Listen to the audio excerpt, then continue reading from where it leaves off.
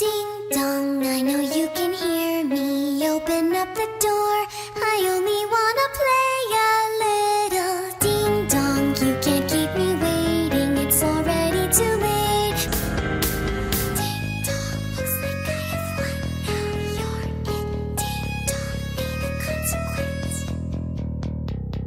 ¿Recuerdas el llamado? Seguramente no. Esto solo sucedía en México y hace años que se tomaron acciones para que ya no ocurriese. Algunos olvidaron, porque olvidar siempre es lo mejor. Otros se mudaron, lo más lejos posible para ya no escuchar. Pero hay quienes seguimos aquí. Seguimos vigilando, asegurándonos de que los inocentes, los niños que deambulan alrededor y se consideran valientes, no acudan y paguen un precio que no les corresponde a ellos. En México, allá por los años 80s, tal vez desde un poco antes, comenzó la urbanización de zonas sagradas, según la creencia popular.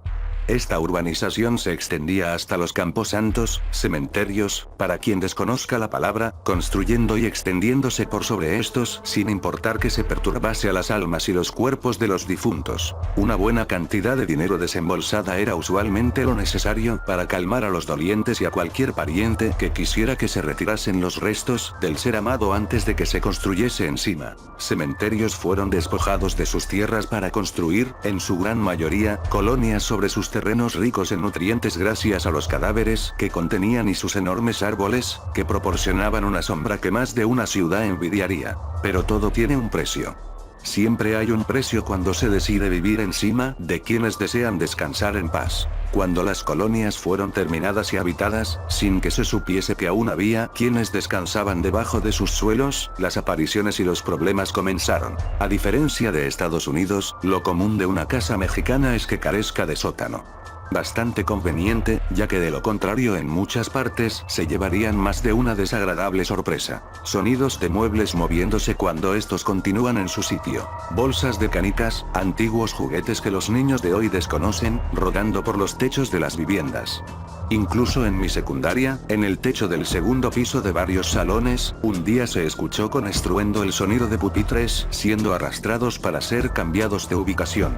Sonará ridículo para los lectores, pero los profesores en común mencionaron que los del tercer piso estaban siendo muy ruidosos hasta que un compañero presente les recordó que el edificio en donde nos encontrábamos solo contaba con 2 pisos, no 3.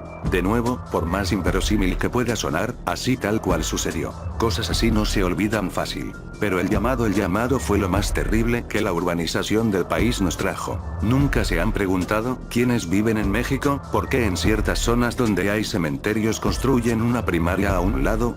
Los demonios que deambulan siempre desean sacrificios. Mientras más jóvenes y crédulos, mejor. Y no hay nada más frecuente en un país como el nuestro, que la desaparición de un infante en la primaria. Tampoco se han preguntado por qué los antiguos foros escenarios de cemento, en donde se hacían las presentaciones infantiles siempre tenían un sótano. En un país en el cual los sótanos son cosa rara, ¿por qué los escenarios tenían sótano? La excusa popular fue, es un espacio para guardar los mesabancos rotos y objetos que ya no se utilizan. Todos sabemos que los bancos y demás utilidades sin función en las escuelas eran recogidos cada fin de semana. Incluso, había un cuartito acondicionado como bodega para ello. Entonces, ¿cuál era la necesidad de un sótano bajo un escenario de concreto?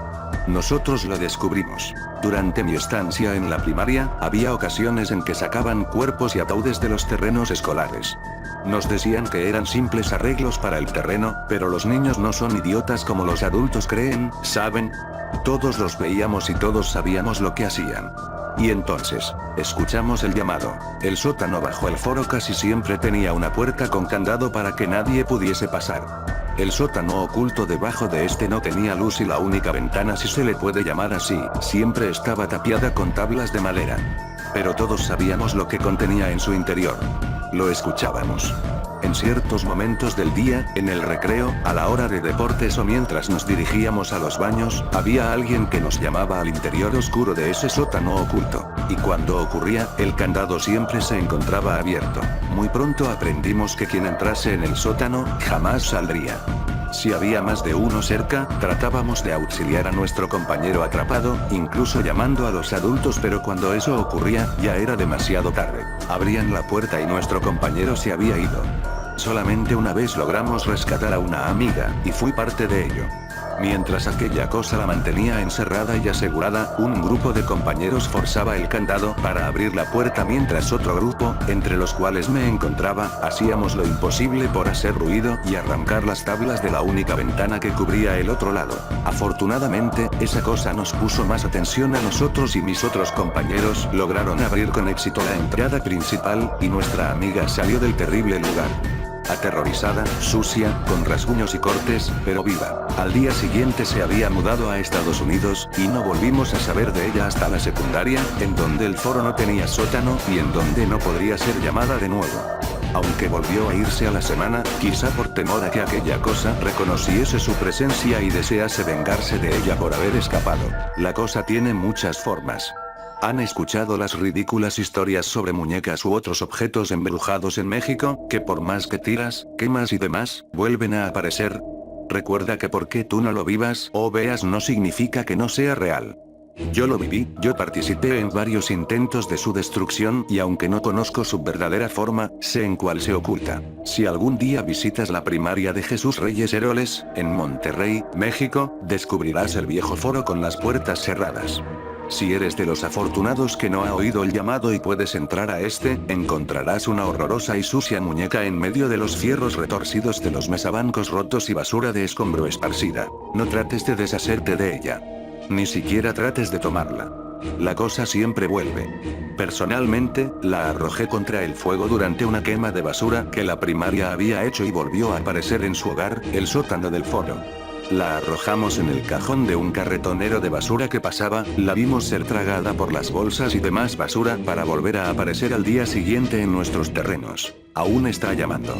Nuestros gobernantes son más inteligentes y malignos de lo que se cree, saben que para obtener el permiso de construir sobre un camposanto, se necesita hacer un sacrificio que aplaque a las bestias espirituales que los rodean.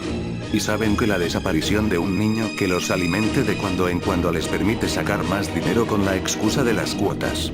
Por eso construyeron esos foros con sus sótanos malignos. Por eso permiten a los niños estudiar y moverse en esos lugares malditos, sabiendo que cuando la bestia esté hambrienta, sin importar la forma del objeto que tome, algún inocente acudirá.